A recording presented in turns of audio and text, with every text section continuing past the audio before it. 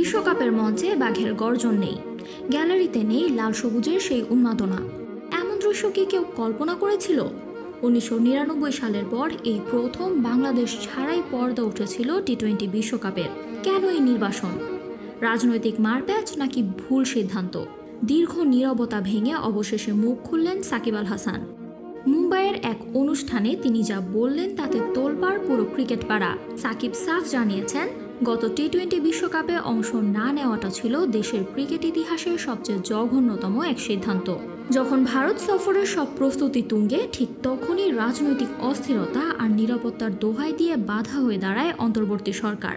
ফলাফল, আইসিসি বাংলাদেশের জায়গায় সুযোগ করে দেয় স্কটল্যান্ডকে। ক্রিকেট পাগল এক জাতির জন্য এর চেয়ে বড় আক্ষেপ আর কি হতে পারে? অথচ বিসিবি ও আইসিসির মধ্যে অনেক আলোচনা হয়েছে, জল ঘোলা হয়েছে প্রচুর, কিন্তু কাজের কাজ কিছুই হয়নি।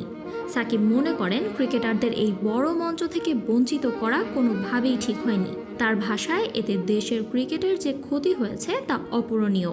তবে গল্পের মোড় এখানেই শেষ নয়। মাঠের বাইরে সাকিব আর তামিমকে নিয়ে যতই বিতর্ক থাকুক, বিসিবির নেতৃত্বে তামিম ইকবালকে দেখে ইতিবাচক মন্তব্য করেছেন সাকিব। তিনি বিশ্বাস করেন, তামিম ইকবালের নেতৃত্বে বাংলাদেশ ক্রিকেট আবার তার হারানো গৌরব ফিরে পাবে।